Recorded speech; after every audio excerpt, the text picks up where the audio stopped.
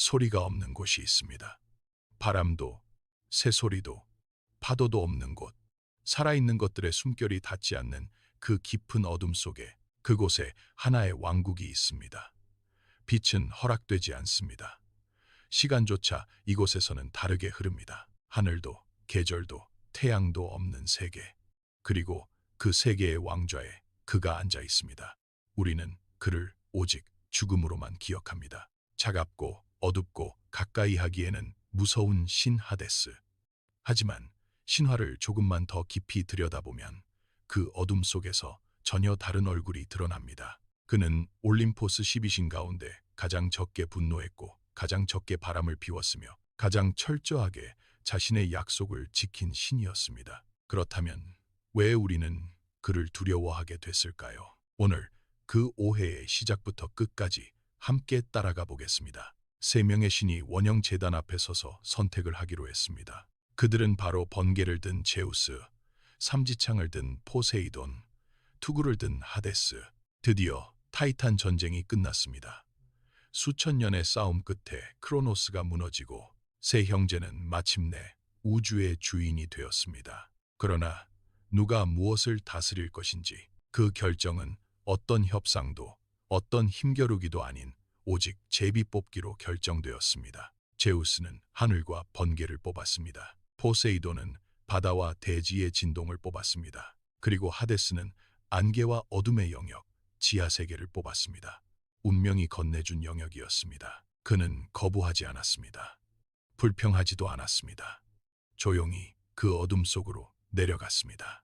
단 하나의 선물만 챙긴 채로 하데스가 투구를 머리에 쓰는 순간 그의 몸이 서서히 공기 중에서 사라졌습니다. 눈에 보이지 않는다는 것, 그것은 단순히 몸이 감춰지는 것이 아니었습니다. 존재 자체가 지워지는 것이었습니다. 올림포스의 신들은 인간들에게 숭배받고 두려움을 받고 이름이 불렸습니다. 하지만 하데스는 달랐습니다. 사람들은 그의 이름을 입에 올리는 것조차 꺼렸습니다. 불길하다고 여겼습니다. 혹여 그 이름을 부르면 죽음이 먼저 찾아올까봐. 그 선물의 이름은 큐네 에키클롭스들이 만들어낸 마법의 투구였습니다.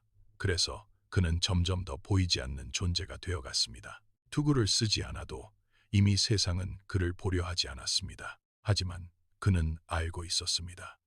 보이지 않는 자만이 진실을 온전히 볼 수 있다는 것을, 화려한 빛 뒤에 가려진 것들을 어둠만이 끝까지 품을 수 있다는 것을.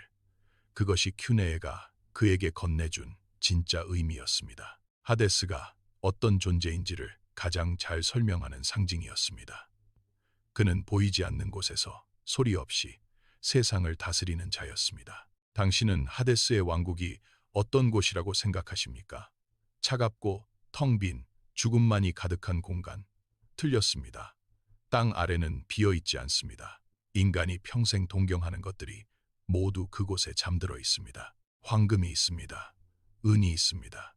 루비, 에메랄드, 사파이어, 인간이 이름조차 붙이지 못한 보석들이 지하의 어둠 속에서 수천 년을 빛나고 있습니다.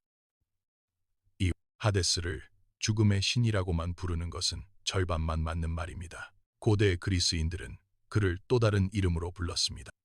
땅 아래 묻힌 모든 부의 지배자였습니다. 땅 아래에 잠든 모든 것은 하데스의 것이었습니다.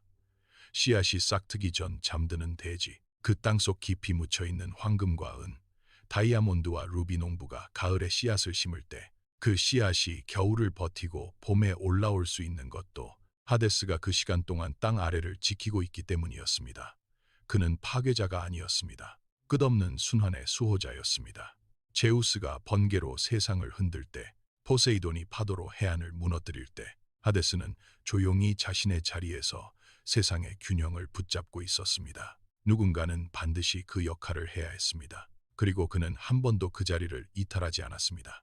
그리고 어느 봄날 들판 한가운데 수선화와 나르키소스 꽃이 만발한 그곳에 하얀 드레스를 입은 젊은 페르세포네가 꽃을 꺾으려 손을 뻗는 순간 땅이 갈라지고 검은 말이 이끄는 전차가 솟구치며 그가 지상에 나타났습니다. 하데스는 그동안 오랜 시간 혼자였습니다. 올림포스의 신들은 잔치를 열고 사랑을 나누고 인간 세계를 누볐지만 그는 언제나 자신의 왕국을 지키며 그 모든 것을 바라보기만 했습니다. 하지만 그날 그는 봄들판 위에서 꽃을 꺾던 한 여인을 보았습니다. 데메테르의 딸 페르세포네.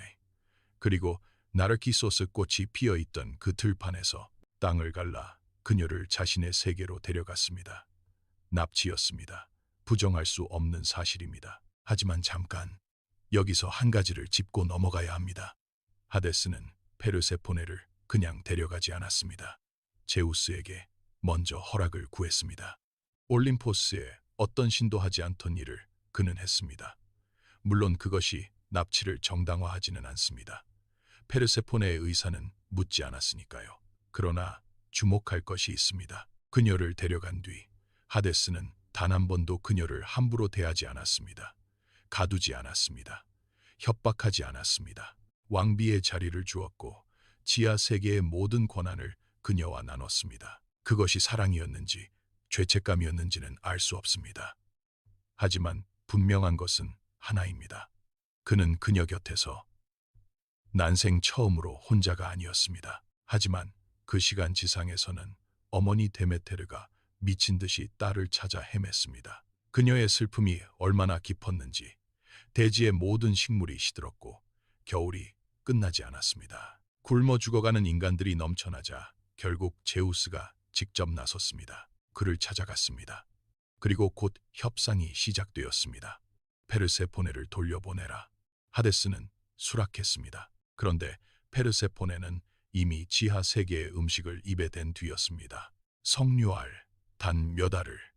고대 신화의 법칙은 단순했습니다. 저승의 음식을 먹은 자는 완전히 이승으로 돌아올 수 없다. 결국 최초의 계약이 성사됩니다. 1년의 3분의 1은 하데스의 왕비로, 나머지는 지상에서 어머니 곁으로. 페르세포네가 지하로 내려가는 날, 데메테르는 슬픔에 빠지고 가을이 됩니다. 페르세포네가 지상으로 올라오는 날, 데메테르는 기뻐하며 꽃을 피웁니다.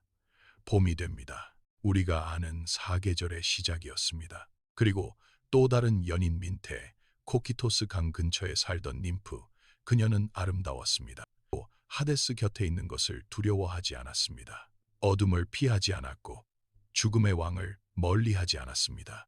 어쩌면 그것이 하데스의 마음을 흔들었을지도 모릅니다. 자신을 두려워하지 않는 존재. 지하 세계에서 그런 존재는 극히 드물었으니까요. 두 사람이 얼마나 가까웠는지 신화는 정확히 말하지 않습니다. 하지만 페르세포네가 그것을 알아챘다는 것만으로 충분했습니다. 하데스가 거의 바람을 피우지 않은 신이라고 했지만 딱 한 번 예외가 있었으니 그녀가 민테였습니다. 하데스가 그녀에게 눈길을 준 것인지 아니면 민테 스스로 하데스 곁에 머물기를 원했던 것인지 신화는 두 가지 버전을 모두 전합니다. 중요한 것은 페르세포네가 그 사실을 알았다는 것입니다. 왕비의 분노는 조용했지만 결과는 충격적이었습니다. 페르세포네는 민테를 발 아래 밟아버렸습니다. 납작하게 땅에 눌려 형체도 없을 만큼. 그것을 지켜보던 하데스는 아무 말도 하지 않았습니다. 대신 죽어가는 민테에게 마지막 선물을 주었습니다. 그는 무릎을 꿇었습니다. 소리 없이 아무도 보지 않는 곳에서 죽음을 관장하는 신이었지만 이 순간만큼은 그 죽음을 되돌리고 싶었을지도 모릅니다. 하지만 그에게도 어길 수 없는 법칙이 있었습니다. 한 번 쓰러진 생명을 함부로 되살리는 것. 그것은 그가 평생 지켜온 지하 세계의 질서를 스스로 무너뜨리는 일이었습니다. 그래서 그는 다른 방법을 택했습니다. 사라지지 않게 하는 것. 형체는 잃어도 존재만큼은 이 땅에 남겨두는 것. 그것은 밟혀서 으스러진 그 자리에서 향기로운 풀 하나가 계속 피어오릅니다. 강하고 청량하며 짓밟힐수록 더욱 진한 향기를 내뿜는 풀. 우리가 오늘날 민트라고 부르는 그 식물입니다. 영원한 생명력. 그것이 하데스가 그녀에게 줄 수 있는 가장 아름다운 애도였습니다. 스틱스 강의 검은 물, 끝없이 이어지는 어둠, 그리고 지하 세계의 숨은 장, 케르베로스. 하지만 헤라클레스는 죽음도 두려워하지 않고 지하로 내려왔습니다. 그리고 하데스 앞에 서서 말했습니다. 케르베로스를 잠시 빌려주십시오. 하데스는 거절하지 않았습니다. 대신 한 가지 조건을 걸었습니다. 무기 없이 그를 맨손으로 제압한다면 가져가도 좋다. 이것은 단순한 허락이 아니었습니다. 자신의 가장 강력한 수문장에 대한 믿음이었고 동시에 헤라클레스의 용기를 진심으로 시험한 승부사의 제안이었습니다. 헤라클레스는 맨손으로 케르베로스를 제압했습니다. 헤라클레스는 케르베로스의 목 3개를 두 팔로 끌어안고 힘으로 억눌렀습니다. 3개의 머리가 으르렁대지만 결국 그는 제압되었습니다. 하데스는 자리에서 일어나 약속을 지켰습니다. 그는 헤라클레스에게 케르베로스를 넘겨주고 그를 살아서 돌려보냈습니다. 어떤 신도 헤라클레스를 이렇게 공정하게 대한 경우는 없었습니다. 하데스는 이겼을 때 가혹하지 않았고 졌을 때도 약속을 저버리지 않았습니다. 규칙은 그에게 선택이 아니었습니다. 삶 그 자체였습니다. 하지만 죽음은 끝이 아닙니다. 고대 그리스인들이 하데스를 통해 전하고자 했던 것은 바로 그것이었습니다. 모든 생명은 땅 위에서 피어나고 모든 생명은 결국 땅 아래로 돌아갑니다. 그리고 다시 봄이 오면 대지는 새 생명을 밀어올립니다. 그 거대한 순환의 한가운데서 변덕도 없고 편애도 없이 오직 질서와 약속만을 붙들고 서 있는 신 하데스. 그는 두려움의 대상이 아니었습니다. 누군가 반드시 서 있어야 할 자리를, 아무도 원하지 않는 그 자리를 가장 묵묵하게 지킨 신이었습니다. 오늘은 여기까지입니다. 구독, 좋아요 부탁드려요.